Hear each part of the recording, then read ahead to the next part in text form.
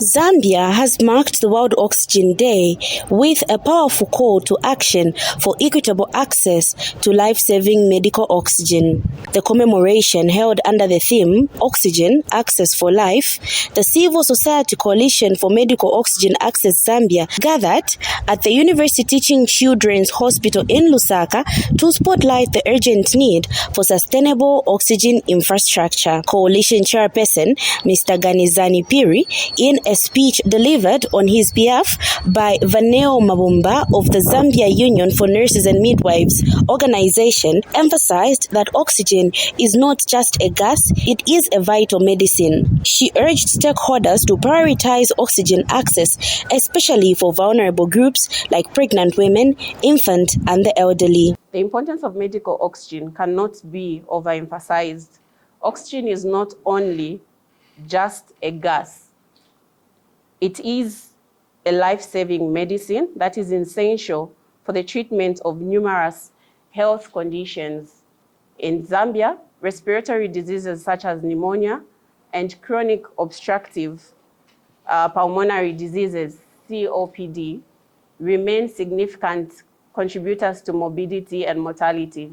The COVID-19 pandemic, which impacted us just 5 years ago, highlighted the critical importance of ensuring adequate access to medical oxygen for all our patients.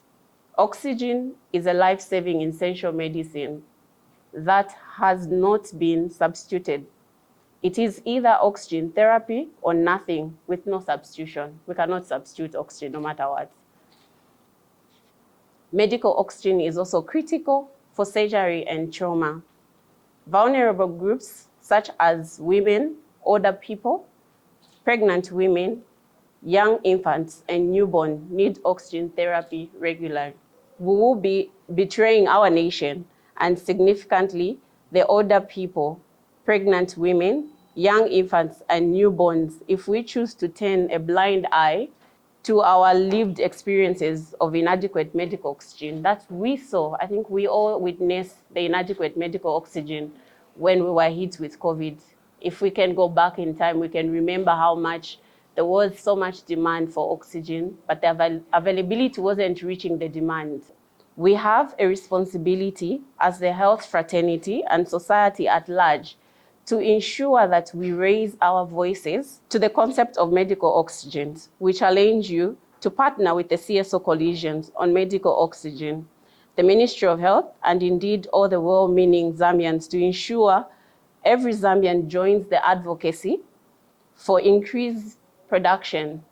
We can see that the increase in production can only come about if we have enough oxygen plants. But in the current state that we have, looking at the number of hospitals that we have, we can attest that it will not really reach the demand until we collaborate, CSOs, the press, and Ministry of Health, and speak in one voice. On our part as a coalition, we will continue to use these days, like this one, to heighten the awareness of medical oxygen. To this end, we will hold a series of awareness raising sessions for members of the public on medical oxygen. Ladies and gentlemen, today's event reflects our ongoing efforts to promote oxygen access and improve health outcomes for our communities. Specifically, as a coalition, we will, in our immediate, undertake health screening, targeting respiratory health, training sessions on how to handle respiratory challenges. I urge each one of us to take this information back to our families and communities, advocate for awareness about respiratory health, and let's work together to ensure that everyone has access to medical oxygen that they need. Meanwhile, the University Teaching Hospital's Children's Hospital, acting head of clinical care, Dr. Mfwama Kawatu, reaffirmed the hospital's dedication to ensuring that every Zambian has access to respiratory care. At the University Teaching Hospital, we are committed to providing the highest quality of care in our patients, and today, in collaboration with the Civil Society Coalition for Medical Oxygen Access and PATH, we are proud to offer a free health screening for our community members. These screenings are not just about checking vital signs. They are also about empowering individuals with knowledge regarding their respiratory health. Most of us can walk around not knowing that our lungs are not working at 100 capacity, but when you do some of these screenings, you are able to catch conditions in advance and treat them accordingly. Our dedicated healthcare staff will also be conducting training sessions today in the next room, which will be focused on management of respiratory conditions. This training is essential for equipping our healthcare providers with the skills they need to deliver effective care in our facilities. Because we don't just give oxygen, like the same amount of oxygen to everyone. Each lung is different, especially in children. We look at lungs that are premature, lungs that are mature at birth, lungs that are under the age of 5 all the way up to 10 years when we get the lung tissue that is comparable to an adult. So these different categories need a particular amount of oxygen, and that's what we'll be focusing on today, coupled with the conditions that may need oxygen. We also want to help demystify oxygen and the misconceptions that most people have to promote awareness about medical oxygen. I would like to extend my sincere gratitude to all the organizations and individuals who have made this event possible. The commitment to improving oxygen access and respiratory health in Zambia is truly recommendable.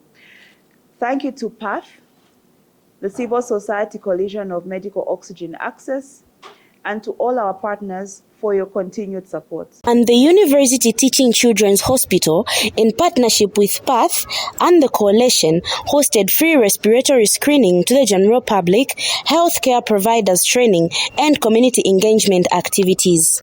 The Civil Society Coalition comprises a consortium of committed organizations, that is, NGOCC, PATH Zambia, the Pharmaceutical Association of Zambia, Zambia College of Physicians, ZUNO, SAS, BAZ, ZACCI, ZOTINC, and Kids Alive Organization.